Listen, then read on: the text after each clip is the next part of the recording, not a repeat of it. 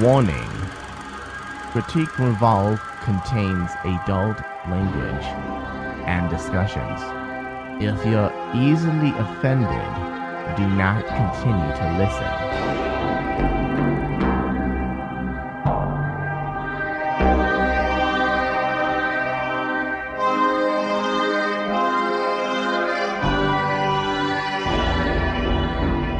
All right, hello everybody, and this is our return to doing movie reviews on Rain Man Digital. Something, I don't know if we're going to be doing them weekly, but as we get reviews handed to us through our PR agency, we will be putting them out to you, our listeners, as a bonus to the Rain Man Digital content. Our first review for this show is the up-and-coming film, Disney feature film, animation, Big Hero 6. Now, I traditionally don't like animation. I think people who know me will know automatically, yeah, Michael doesn't really like cartoons. He only watches them because he has a kid. But I actually was excited, I guess, to some degree to see this. And I know you're a big fan of animation. And I don't know necessarily if you would call this Japanese animation, but it's definitely animation inspired. Oh yeah, no, Japanese animation inspired. You can tell that everybody that worked on it at Disney Animation is a huge fan of anime. Yeah. I mean, even then, I mean, you can't talk about the history of animation in general without really touching on anime. I mean, especially since Disney, kind of made a deal with Studio Ghibli, who did My Neighbor Totoro, Howl's Moving Castle, Kiki's Delivery Service, Pocoroso. What? Pocoroso. It's about a pig detective. Pig detective. It's pretty rad. Actually, let's read the quick synopsis of this, and then we'll get into it. All right. So it's an action comedy adventure about brilliant robotics prodigy Hiro Hamada, who finds himself in the grips of a criminal plot that threatens to destroy the fast-paced, high-tech city of San Francisco, which is a nice nod to Japanese animation. Yeah. With the help of his closest companion and robot named Baymax, Hiro joins forces with a reluctant team of first-time crime fighters on a mission to save their city. And the story sounds kind of generic and like you've kind of heard this story before, but believe me when I say that this is pretty much this is a unique take on the superhero story. I mean, there is a lot of breaking the fourth wall as well in this, which I always like that they actually make comments to comic books, to superheroes. They're actually making it known to you, hey, this is a superhero story. We're going to borrow a little bit of the cliches and kind of make it unique. Right. They actually have an interesting character in the show who is kind of a mystery. He's the comic book nerd that kind of keeps reminding us of the little cliches of comic books that you're going to see in this movie. What I liked about him, and his name was Fred. So those, listening, they go see, they kind of pick up, oh, that's him. Right. He was kind of a stupid Bruce Wayne, right? Is that kind of what you got from it? He was kind of like that. He's kind of like that kid that grew up and kind of had, access to really just kind of let himself fall into his interests, which, obviously that was comic books and superheroes and giant monsters and things like that. So he's not the brightest bulb out of the group, but he definitely brings something in, or he's like, he's like awesome, the superhero, and his enthusiasm is what comes across. Yeah. Well, that's what Disney's always done well with that. I do give them props for that. They always manage to, with their bulk of characters they have in a story, they always manage to fit all the demographics of certain types of people. You have the scientist kid who doesn't quite want to come to terms with that he's a super smart nerd. He's a genius. You have the liberal female who's strong, has a chip on her shoulder, wants to prove that she can do stuff on her own. You have the kind of the over sexy scientist gal. Yeah. Then you have the nerd.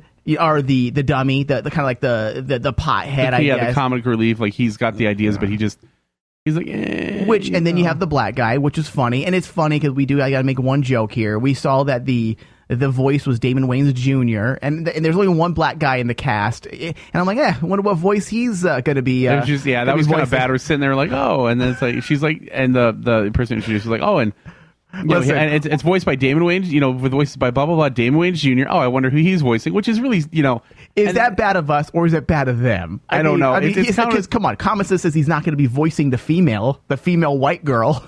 Right. And it's just kind of like, oh man, like, and they kind of hit almost every race. And every type of kid growing up, their mentality, and that's what Disney does so well. Is so they can make sure they want to connect to somebody in the audience. They want to make sure they connect with as many people as possible in the audience, and that's something again that Disney always does. They even have the parent figure, the aunt who's responsible for the kids. Right. They're trying to make sure they cover their bases so that everybody can take something away from this movie, and I think this movie did achieve in giving a little bit of something for everybody else. Now, really fast, we're kind of going all over the place, but we're going to get a little more structured here in a minute after the initial intro here. Now, this Big Hero 6, for give you a little bit of history on it, actually originally was a comic book superheroes appearing in Marvel Comics, created by Steven T. Siegel and Duncan Roulet, I want to say, maybe that how you say that? The team first appeared in Alpha Flight number 17 in 1998. Then they appeared in their own self-titled miniseries by writer Scott Lobdell and artist Gus Vasquez, which due to scheduling issues was published before Alpha Flight. A subsequent 6-issue miniseries was launched by Marvel Comics in September 2008.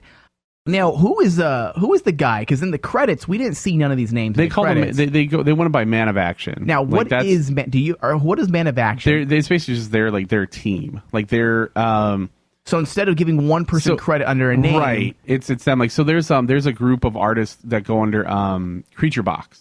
Mm-hmm. And it's a bunch of different artists, and they do their own stuff, but they kind of go around the same theme with like monsters and spooky stuff and things like that.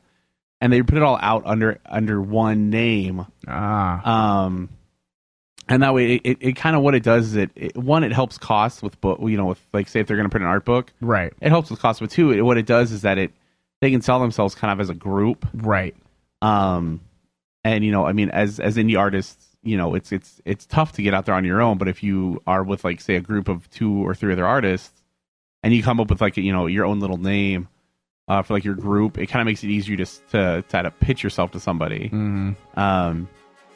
So they just went by Man of Action, and that was just kind of their little thing. So, all right, we're gonna go to a quick break, and then when we come back, Greg, we're gonna break down the writing, the visual effects, the editing, the production design, and the rest of the film. We'll be right back.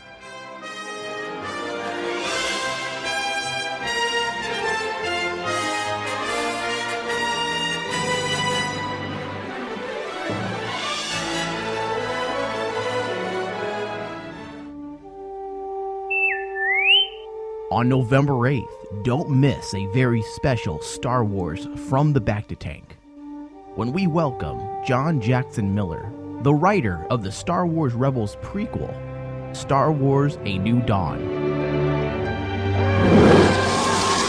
It's not the new EU because the old EU was never canon according to the way that they've described things. Okay. Yeah.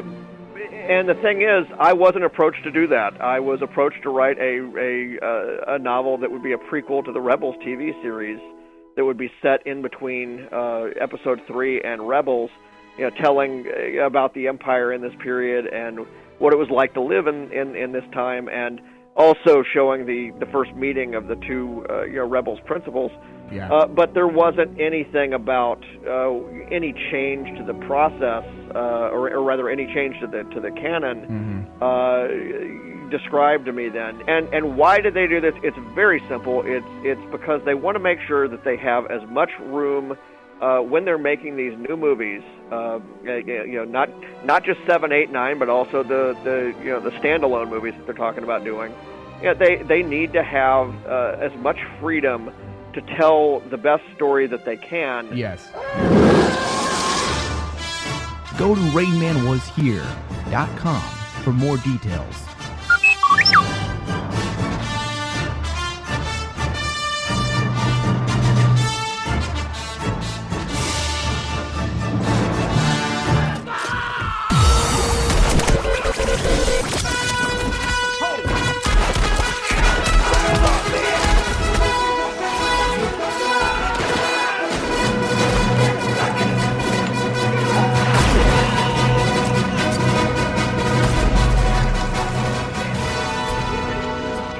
4-men attempt to rescue a group of captives from a band of cannibalistic men that live on the edge of civilization. Dark. That is very extreme. I mean, dude, cannibalism is dark right there. You can't do a happy ho-hum John Wayne-esque type Western, with with the word cannibal in the synopsis.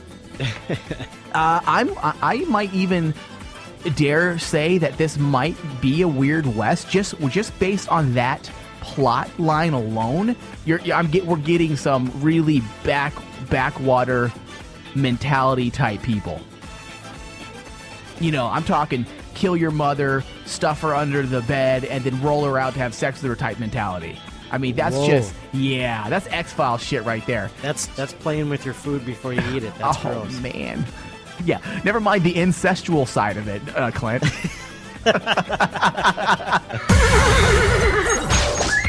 Listen up, cowboys and cowgirls. You can now listen to Weird West Radio every Sunday, only on Rain Man Digital.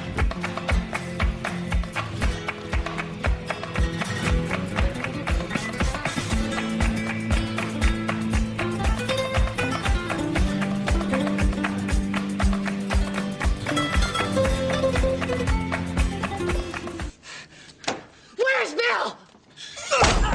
Where's Bill? Please stop hitting me. Where's Bill? I don't know who Bill is. Bullshit! You're listening to Critique Revolve on Rain Man Digital.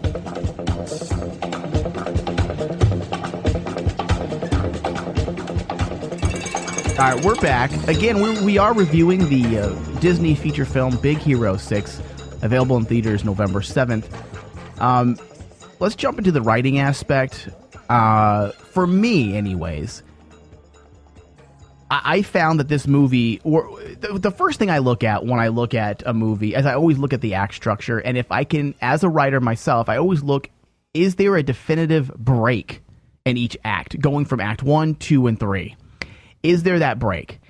And I felt that in this movie, that the act structures were very definitive. You can actually pinpoint when Act 1 was done, and then we're going to Act 2. Obviously, Act 1 was, spoiler here, was when the ending of Act 1 to where you knew what the story was about. We were going into the story now. We're moving past the introduction, was when his brother, Hero's brother, died in a fire.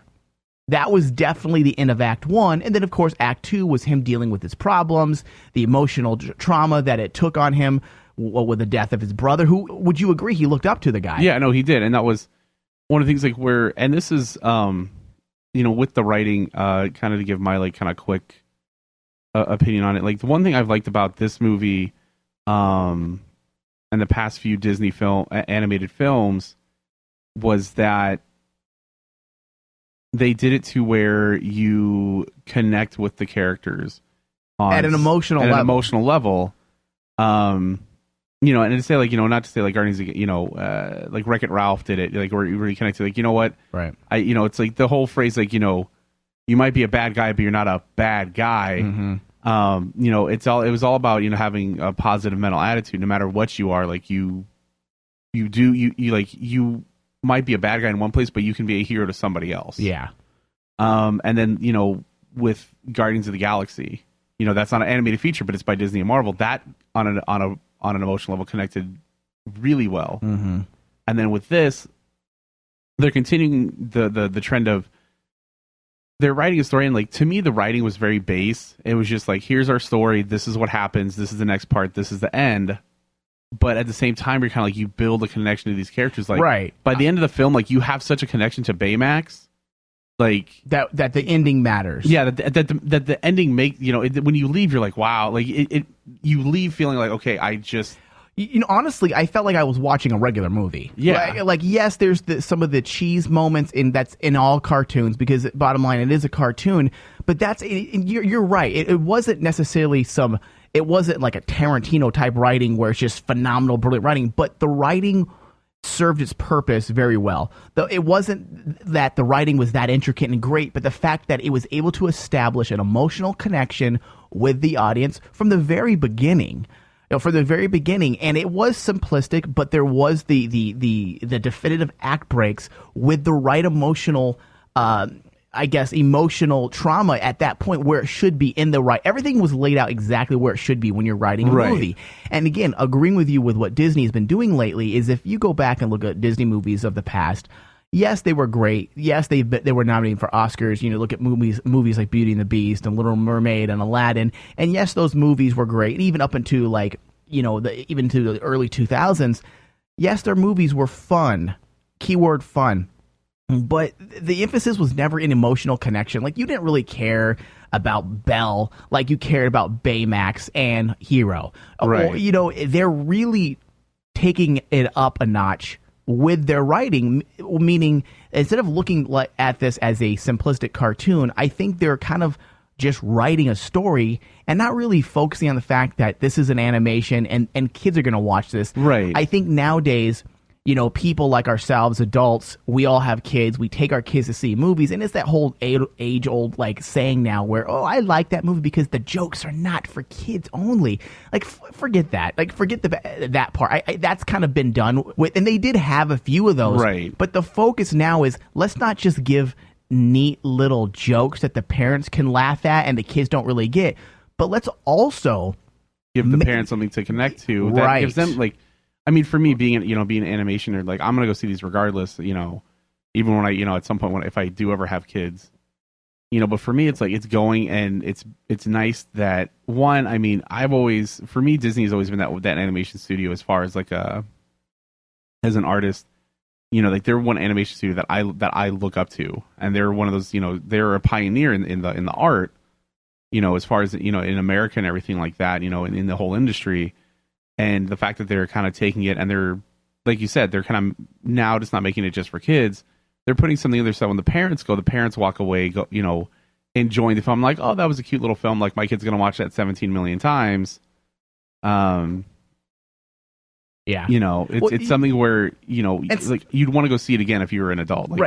Yes. And especially with ticket prices nowadays. Oh, God, dude. You see these movies, these cartoons, and sometimes what you see, I think sometimes writers, when they're writing cartoons for other studios, even Disney in the past, they're thinking cartoons, we'll just dial it in. We'll make a fun adventure. We're not going to really focus on the story necessarily. Right. We're going to dial it in.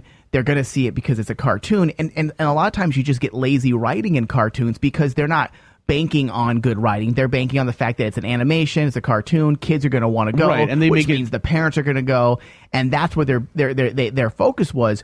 But nowadays, ticket prices are so expensive. You have IMAX, you have 3D. You're spending upwards of $40, $60, sometimes $100 to take a family there.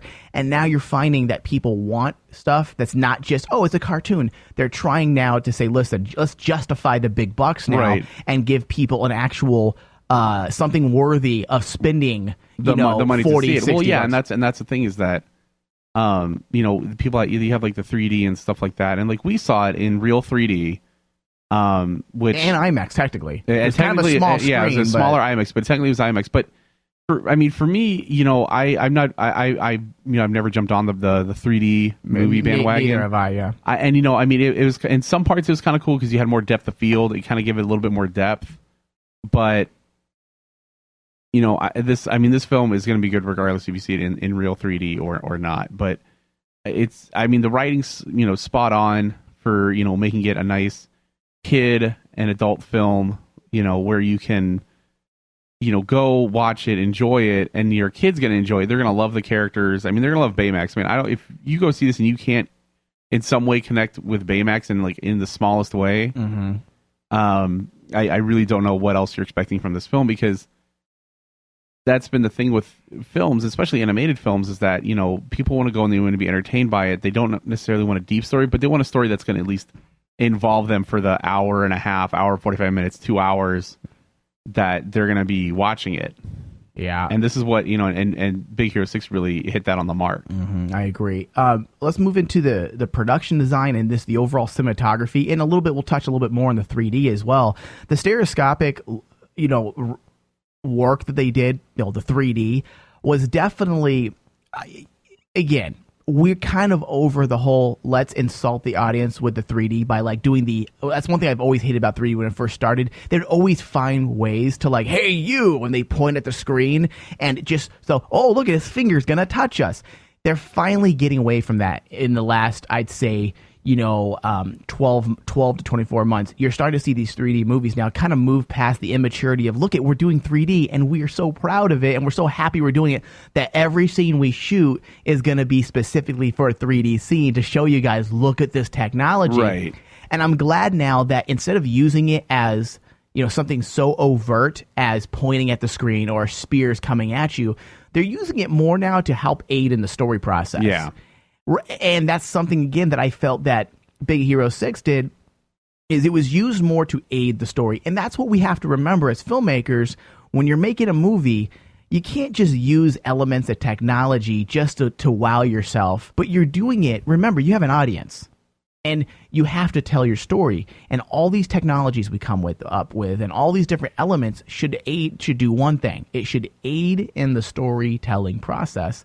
And I think we're seeing that more and more now with 3D. It's not so in your face as now it's more covert. It's done more subtle. Right. Like, definitely the 3D elements are there and things pop out at you, but it's so subtle now that you don't notice that it. you're not distracted by it. And what's funny is that it kind of harkens back to the days like with Pinocchio and all those old animated films where they used multiple cells to create a 3D effect.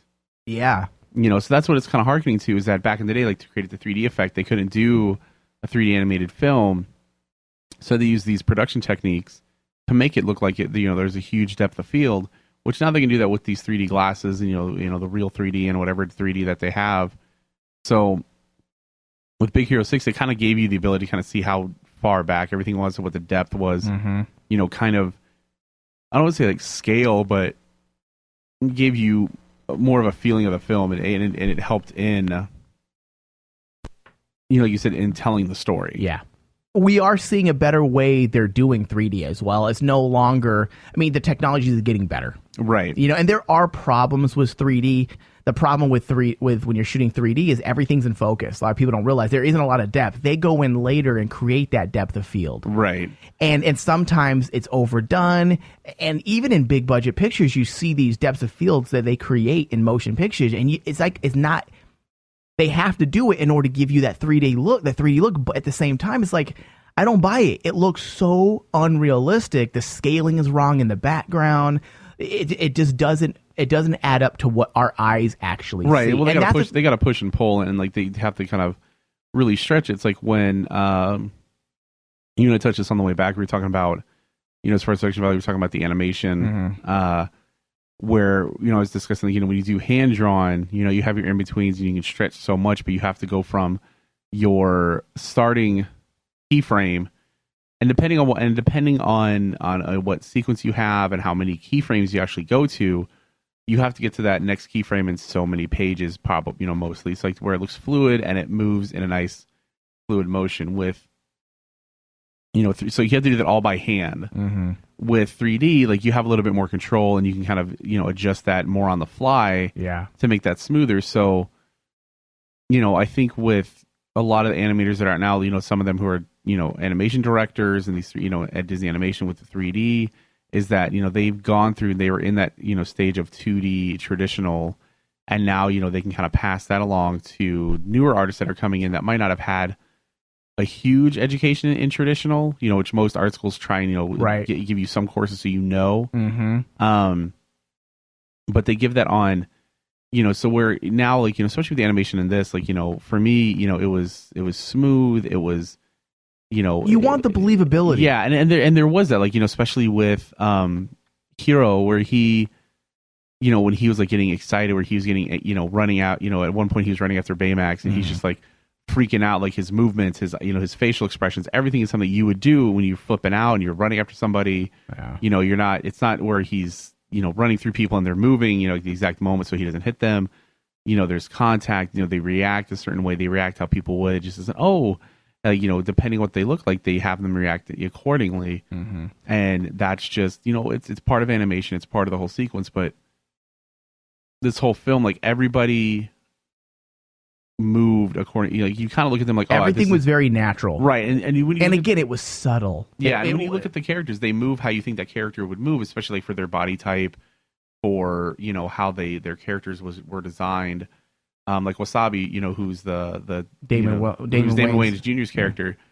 He was very heavily built, so he relied more on he was the physical arm movement. From a weak side of things, I want to say, and you disagree or agree here, I want to say Wasabi was probably the weakest animated character of all the characters in the show. I don't know if it's just they didn't have much to work with because he's almost just a bulky, muscular mass. That's what I mean is that he moved. He basically was almost a lumberjack type character, where because he had ability to cut things.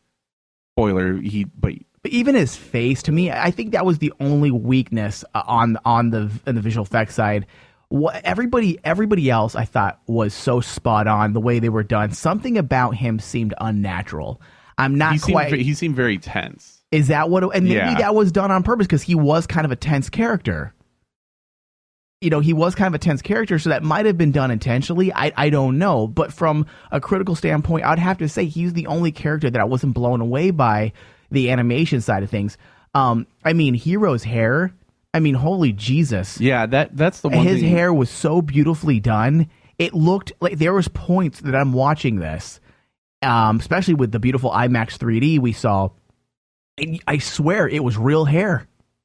Yeah, that's the thing with the animation, especially with messing with hair and fur, is that there's so many different ways to do it. I've learned ways where you do it. Some people have taught almost strand by strand, or you do it by group, and it's a bitch. I started working on a project that I was doing. I was originally going to be doing some weed movement in the wind. Okay, I remember you telling me about this. Yeah, and I ended up having to outsource the project because I just couldn't I gave up. I could have done it, but it probably would have taken me 2 years. The suggestions I got from my visual effects guy back in Australia, this guy that I use, a friend of mine, he actually told me, what I suggest to you is what you need to do is you need to go in and create every single strand of grass. Yeah, it's individually. So if you want to look real, you need to do that. I'm like, you need to go in and create every single strand of grass perfectly. He's all, however, Michael, I have a convenient solution for you. I'm like, what's that? He's all, I actually just made grass for another project I did, and I can just export that bitch over to you. So I ended up taking him up on that. And of course, he did some fine tweaking, and I paid him to do the project for me. But he saved my ass because I would have been there doing individual, strands of blades of grass. Yeah, I would have been sitting there doing individual blades of grass for till hell freeze over. Yeah, so, there's more things coming out. There's more plugins for Maya Max, and there's other plugins too that you set it up and it kind of generates it for you. But then sometimes if you want to get that look, you got to go in and manipulate. You got to go and manipulate things yourself. It was even when there's a point with one of the professors, his hair's kind of got that old man kind of curly Q, like Superman Clark Kent type of curl, and then he at one point he was designed so badass, the villain. Yeah, and there's a point where his hair gets messed up, and it gets messed up in a way that it's some strands are out of place, it's if he went mad, he messed up his hair himself. Yeah, and everything with Walt Disney. With Walt Disney and everything, they set a precedent of quality in their animation. Mm-hmm. And it seemed like this past summer I got to go. A friend of mine who works on the Disney lot, on the Disney Studios lot, got permission to let me come and have lunch, and he took me on a little tour. And he took me to the animation building, not the blue hat building, which we couldn't go in. Which if we did, I would have probably had a heart attack. But the archives of the animation stuff that they have up shows the quality in the animation. It shows the love that the people have for animation. That's it doesn't have so much to be for the story, but it's the fact they love animation, they love art, they want to make it look good. They have these designs, and it looks phenomenal. Yeah. Well, Disney, and again, correct me if I'm wrong here, but Disney is one of the few studios that, again, I'm not including Marvel or Star Wars stuff now or anything but Disney, where their banner is on the name, they're one of the few people that actually will outsource to visual effects houses, because based on some of these visual effects breakdowns that I'm looking at, that they basically did everything in house. They created new technology, which you're finding that more and more when you have these studios that want to do these breakthrough visual effects blockbuster type movies. You're seeing them more and more, much like James Cameron did for his films. You always have them now basically going out and creating their own technology. And new technology will be used to animate or make something possible. Like if they want to do a particular sequence, what do? They go out, create new rigging software or new rendering systems. And that's what they said they did here. They said that the character team, which we're talking about right now, the characters led by Carlos Cabral, he created a new rigging software called Denizen, which allows him to blend between different face and body types, different clothing, hairs, and skin tones. And for Big Hero 6, they created 700 unique characters and then needed to make the animation for all those characters so they could walk, talk, sit, and text. And this was necessary to populate the world so it would appear rich, lived in, and modern. Right. And that's the thing is Pixar created RenderMan, which is their own proprietary software. It's one of those things where these studios, they don't necessarily have time for to outsource to another studio. And a lot of times, they'll hire the people from these studios to come and work with them. Yeah. And then that way they kind of have their own in-house outsource in a way. Yeah. So that's one thing I really liked about it. As far, whole design-wise, it looked, it was very well done. The team that was used was actually an in-house renderer called Hyperion. Have you heard of them? Is that something? It sounds familiar. I haven't read much about them. It was created by Brent Burleigh, which has all of the light simulation capabilities while handling extremely large data sets. So they actually had to create, again, a new technology team came in. They used the in-house renderer called Hyperion, and they used new rendering techniques that because I guess some of the data was just so huge. Oh yeah, the rendering on this has to be ridiculous. Like they have to have just dedicated machines for rendering. I mean, these are not machines that you can easily afford for yourself. Like these are, well yeah, they just probably have just a giant render farm is all it is. Dude, if only. Yeah, that's the dream. So now this is something I found interesting because one of the spotlight characters, I guess he's kind of a pro. Yeah, I would call him the protagonist. Yes, Hero is, I guess, is dual protagonist. Is Baymax. Baymax is the kind of the spotlight character. He's the one that's in all the trailers. Yes, Hero is the story more or less revolves around him, but Baymax has a big part of the story as well, and he's the robot. Now, the animators, remember, one of the best things of this movie was Baymax, correct? Right, yeah, no. Everything about him, the way he moved, hit the comedy, all the comedic elements was Baymax. Yeah. Everything he did, it played on the whole android, stuff that we see a lot done in even with Vulcans and Star Trek, Data and Star Trek, Castiel and Supernatural. Like, it's that naive, not quite understanding humanity. And that's always good fun. And they just have he just has he's like, okay, this is my objective, this is what I'm programmed for. And then I'm straight from that, but my goal is to make you better. Yeah, he was a very fun character. Probably one of the funnest characters Disney has made in their animations in a while. Yeah, no, he was great. I mean, like I said, I would even dare say, my last great Disney character was? Who? That I loved probably just as much as him is WALL-E. Wow. Because WALL-E I thought was fantastic. No, WALL-E was great. Well, again, WALL-E was another one where WALL-E was it was all on the animation. There's no word. There's no real dialogue. There was none. If you could tell a story with no effing dialogue, 90% of the movie, very little. Yeah, it was well done, and you made a connection. And same thing with Baymax. Is you get with Baymax. Baymax comes. They introduce him there's little funny things here, and then you expect him to kind of get more and more, I guess, sentient throughout the film. But he does, and he really doesn't. Yeah. But it's just more, he makes a connection. They stay true to what his objective is. His objective, he's basically a medical droid. Yeah. And his objective is to make sure that his patient stays within healthy parameters.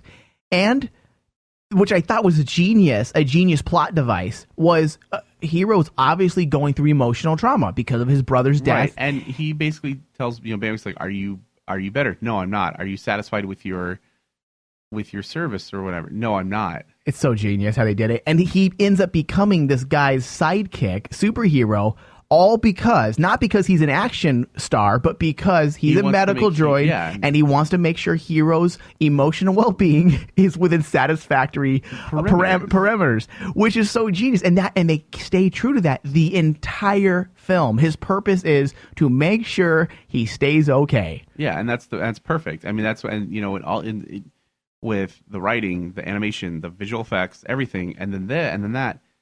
This film in and of itself is I would say very well done, very well written. I don't want to say perfect because that's saying a lot, but for what they set out to accomplish, they accomplished it. They hit the mark. I don't think they missed really anything. Now, the inspiration for Baymax, for the animators, and this makes sense now that I'm seeing this, is penguins.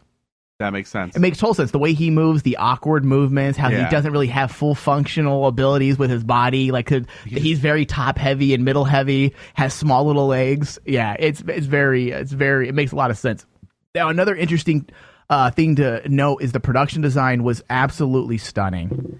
And again, some people may say this has to do with animation, but there is a difference between animation and production design. Now, the production designers actually, Paul Felix, the production designer, took extensive research trips to both San Francisco and Tokyo to create San Fransokyo. And I thought by doing this, you could see that this guy studied not just the landscape of these cities, but the architecture.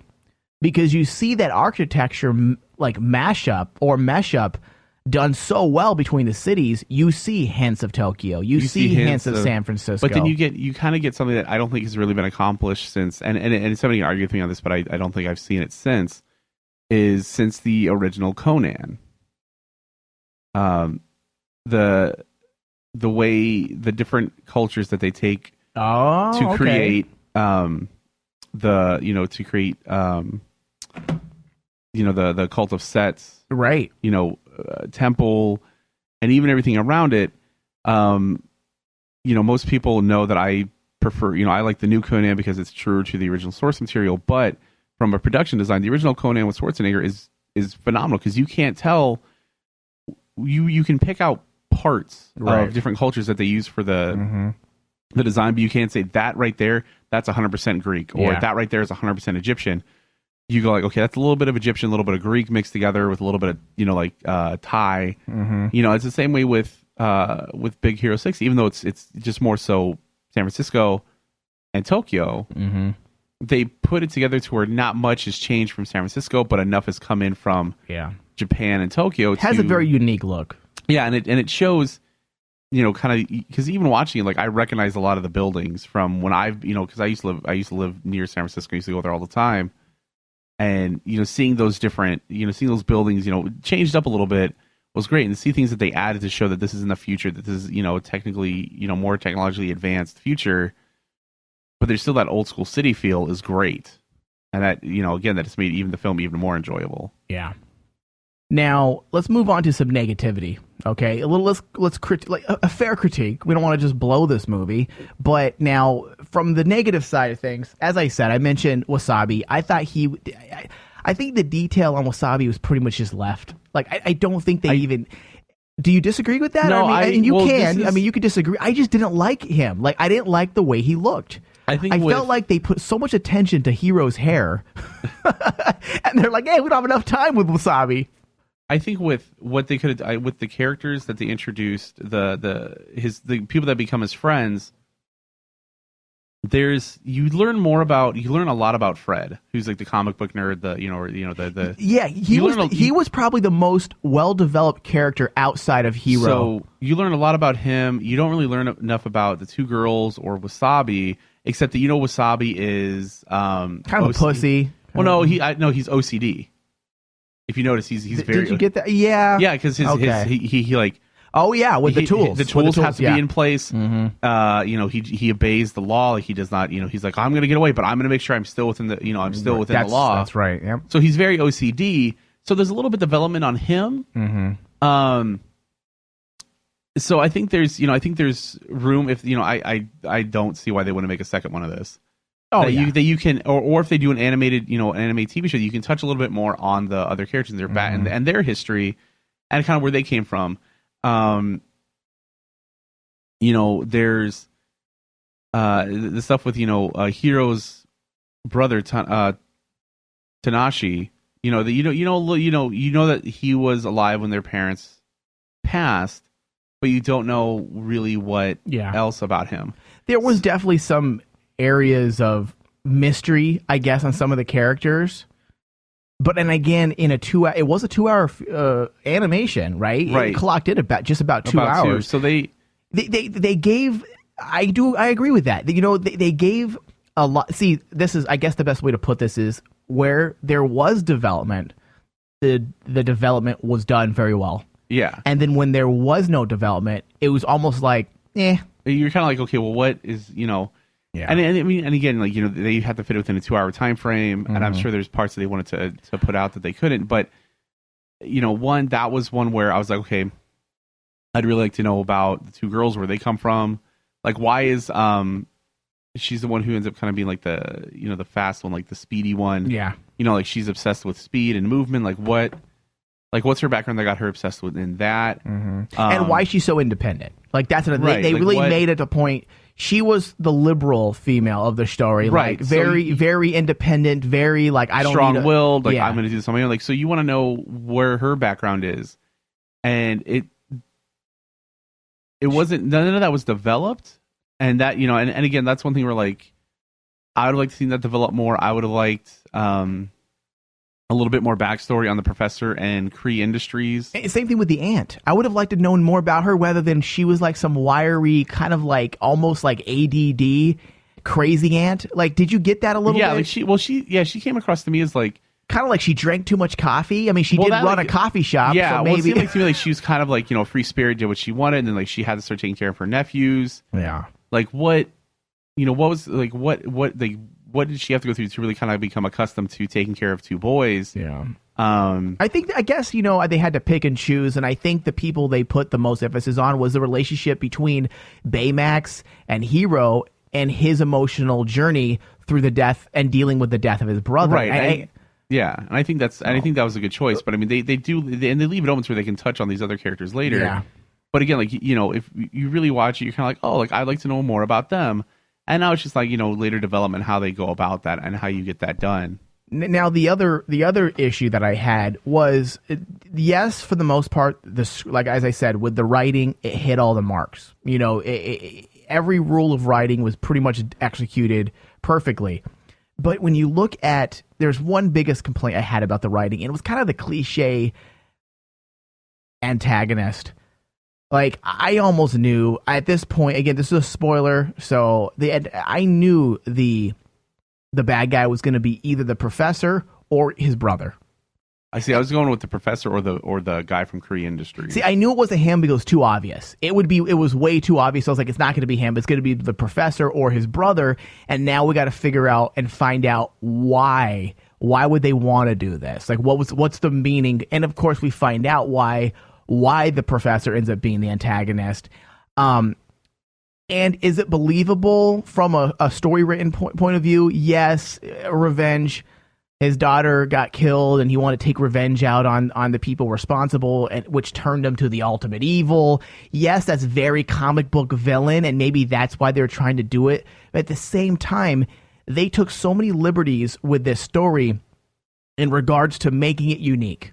And even kind of reinventing, as we were saying, reinventing the superhero story, and yet they kept something as cliche as this villain. And I was like, you know what? I think they could have come up with a little bit better idea for the villain. The villain was awesome. Yeah. Don't get me wrong. His look, holy shit.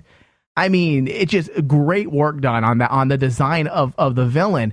But I think that, like I said, you have such a unique story and so many cool elements that you haven't really seen a whole lot in superhero shows, and then they give you the cliche villain. I think, I have to disagree. I think the writing, for me, at least I felt, was, okay, there's like these new elements that they're introducing, and then they kind of give like, a little bit of, okay, we're doing all this, and then we're going to have to throw in like an old classic to kind of help, right, to kind of help balance out, we're doing so much new stuff, but let's kind of throw some old school in to kind of balance it out. Yeah.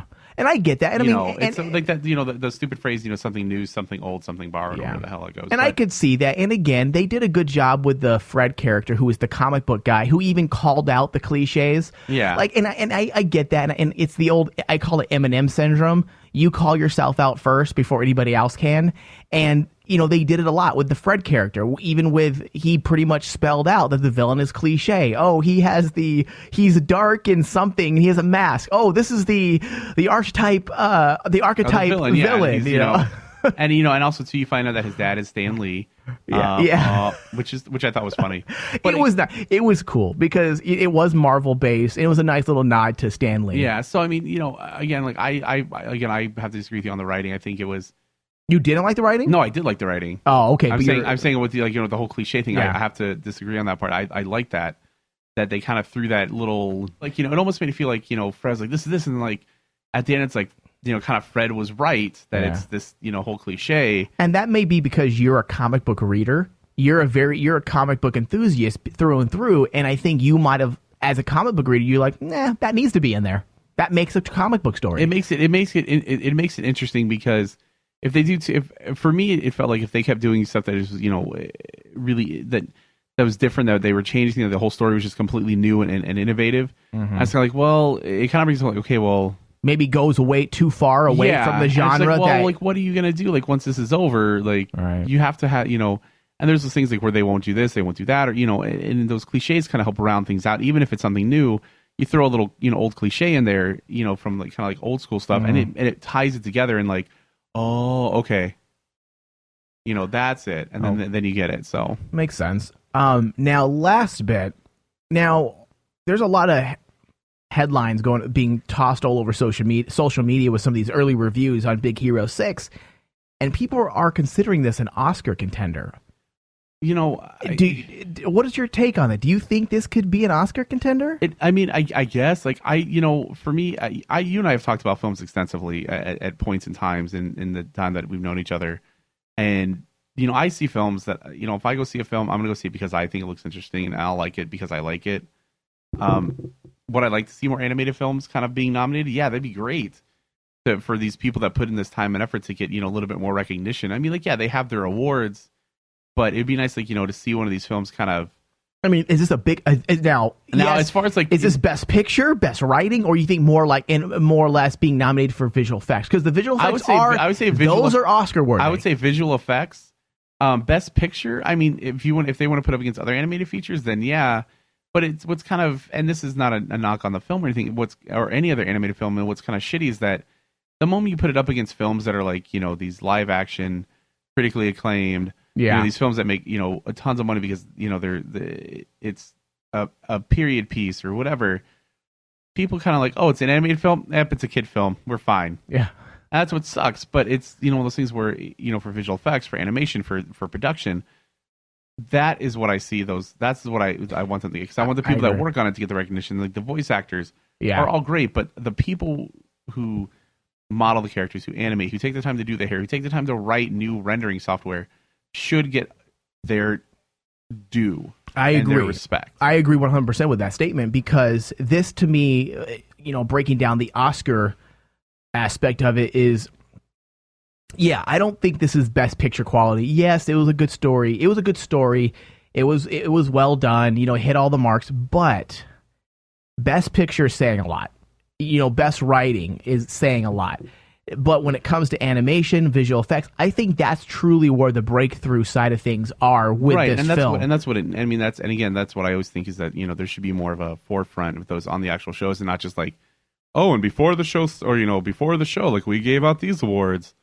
And it's like, I'd like to see, animation films kind of get a little bit of, a little bit of TV time, or like, winner for best, visual effects, Baymax, or, winner of best, best animated film, Big Hero 6, Best actor, Hiro. Hamada. But get that up. Voice acting. One of the voice actors. Have them get it. Have them go up and. It's just one of those things where I think anime they deserve. Not what I say it's best picture. That's just kind of like saying like, well, we don't know what other films like you had. Like this whole year has a bunch of Marvel films coming out. Yeah. and a bunch of other films that are waiting to come out. So do I think what I think it's going to get in there? I think it's going to get it might get a nod, but I think I don't see it taking Best Picture, even though I've already seen it, obviously. But I've already set to see it again, and I already love it, and I'll already pick it up when it comes out. Okay, really fast, and then we're done. Is the guy, we probably should have said this at the beginning, but we were focusing more or less on the aesthetics and visual effects of the story and the writing. We didn't really get into the director at all, but Don Hall is the director and writer of this. He co-wrote it with a few others, but for the most part, it's Don Hall. Now, you look at his resume, and Don's really done nothing. Like, he's directed Winnie the Pooh back in 2011. That is it. He wrote Winnie the Pooh, The Princess and the Frog, Meet the Robinsons, Home on the Range, Brother Bear, Emperor's New Groove, and Tarzan. All very childish, very immature stories. Yes, good in their own right, but I think this is probably his gem. Yeah, this is him. This is his build up, and this is his kind of. I don't say his payoff, but this is like his. This is his breakthrough project. Right. This is what is going to kind of put him up there. Exactly. So. This is his Iron Man, if you will. Yeah. This is going to be what made Favreau relevant. This is going to make him relevant. Now, whether or not he could make the transition into feature films, a lot of times you find that a lot of these animation guys, it's hard for them to make that transition into motion pictures, actual motion pictures. But who knows? I mean, there was a lot of motion picture elements in this, and for the most part, this show wasn't kiddie. It didn't have a kiddie vibe to it.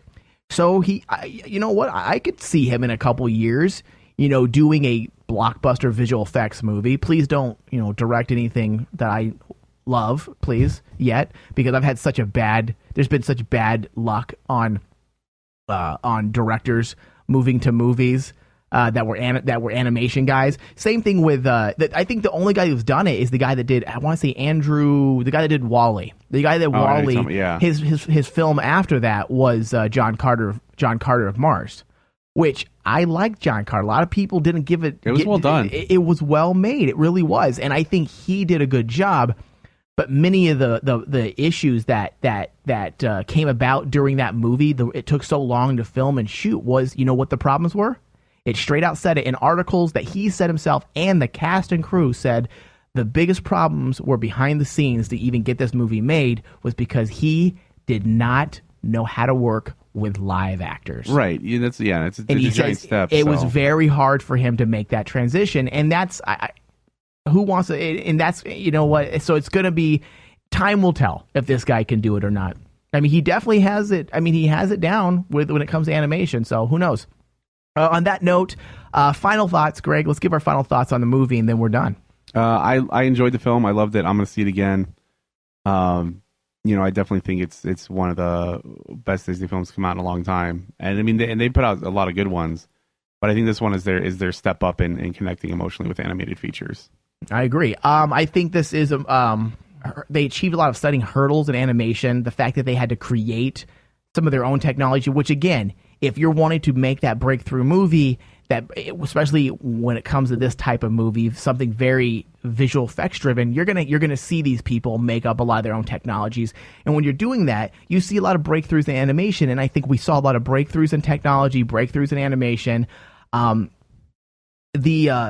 think Disney tackled not just a very it wasn't, I don't want to say it's a tough subject matter, because it's not, but there was subject matter in this that necessarily wasn't for kids, which I think that's good for Disney. It shows that Disney can progress beyond kids shows, right? The fact, but that also keep it in a kid realm as well. Yeah, they're dealing with revenge, murder, accidental death, depression. I mean, they're dealing with real issues, which my hat off to them for dealing with non simplistic storylines. And that's the reason why I'm going to give this movie an A. I'm going to give this movie an A because not just was the visual effects good, but the writing was good for an animation. Like I said, it did, the cliches in it didn't outweigh the positives within the writing. And the 3D was good. I mean, everything worked very cohesively. And that's what you look at when you're looking at a film like this. You look at all the moving parts. Do they all work cohesively together to propel the story and does it tell the story together? Yeah, definitely. And I think everything worked together beautifully for this. It did. So I give this an A. As do I. Even though I already kind of said my piece, but and that is it for today's show. Thank you, everybody. RainManWasHere.com. We'll see you next time. later. The Corova Milk Bar sold Milk Plus Velicet, or Synthamesque, or Drencrum, which is what we were drinking. This would sharpen you up and make you ready for a bit of the old ultra-violence.